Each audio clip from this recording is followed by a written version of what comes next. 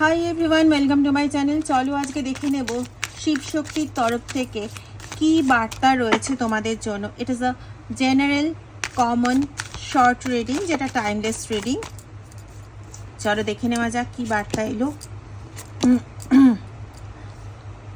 যদি তোমার সঙ্গে তোমার সম্পর্কে কোনো মানুষ গসিপ করে চলেছে এবং তোমার সম্পর্কে বিভিন্ন রকম বাজে কথাবার্তা বলে চলেছে তোমার পেট পেছনে, তো তুমি কখনো এর মধ্যে ঢুকে যেও না যে ও তোমার সম্পর্কে গসিং করছে, তোমার সম্পর্কে রিউমার্স ছড়াচ্ছে, তোমার সম্পর্কে বিভিন্ন রকম বাজে বাজে কথা ছড়াচ্ছে। তো এর মধ্যে নিজে জড়িয়ে যেও না, ঠিক আছে?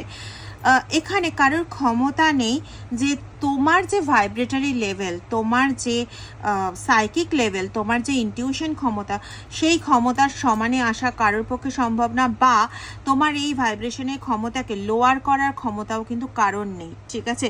তো করতে দাও, ওরা যা করছে করতে দাও। আলটিমেটলি ওরা যে কাজটা করছে সেটাতে ওদের ফলাফল ওরা নিজেরাই পেয়ে যাবে। বরং তোমার যদি কোনো রকম ঘুণাক্ষরেও কোনো কিছু নেগেটিভ কিছু আসপেক্ট থেকে থাকে, তো সেগুলো সলভ হয়ে যাচ্ছে। কারণ একটা জিনিস জানবে যে কেউ যদি তোমার নামে নিন্দা চর্চা করতে থাকে, তোমার মধ্যে যদি কোনো নেগেটিভ কিছু থেকে থাকে যেটা আগের থেকে এসেছে, বা একটা হয় না যে পেরেন্টালগত কিছু জিনিস আমাদের মধ্যে চলে আসে, তো সেগুলো সব রিলিজ হয়ে যাচ্ছে, ঠিক আছে?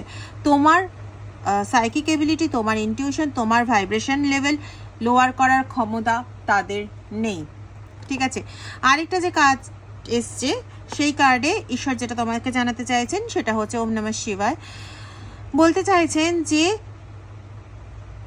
কোনো কিছুকে যদি তুমি ধরে বসে থাকো না, হয়তো কেউ তোমার সম্পর্কে নিন্দা চর্চা করছে, তুমি সেটাকে ধরে বসে রইলে, তো সেটাকে ধরে বসে থাকলে কিন্তু তোমার ড্যামেজ হবে, তুমি নিজেই নিজের ক্ষতি করছো। ওরা কিন্তু তোমার কোনো ক্ষতি করতে পারবে না, বরং তুমি ওটাকে ধরে বসে থেকে নিজেই নিজের মেন্টাল ডিপ্রেশন, নিজের অ্যাংজাইটি, নিজের স্ট্রেস এগুলোকে বাড়িয়ে ফেলে নিজেরই মানসিক ক্ষতি করছো।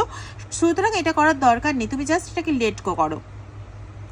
একটা জিনিস জানবে, যার সহায় ঈশ্বর থাকেন, একটা জিনিস জানবে যে নিজে ঈশ্বরের প্রতি বিশ্বাস রাখে, আরেকটা জিনিস জানবে যার সাইকিক এবিলিটি, ভাইব্রেশন পাওয়ার এত বেশি হয়, তাকে একদম মাটিতে পতিত করে দেওয়া নেক্সট টু ইম্পসিবল, ঠিক আছে?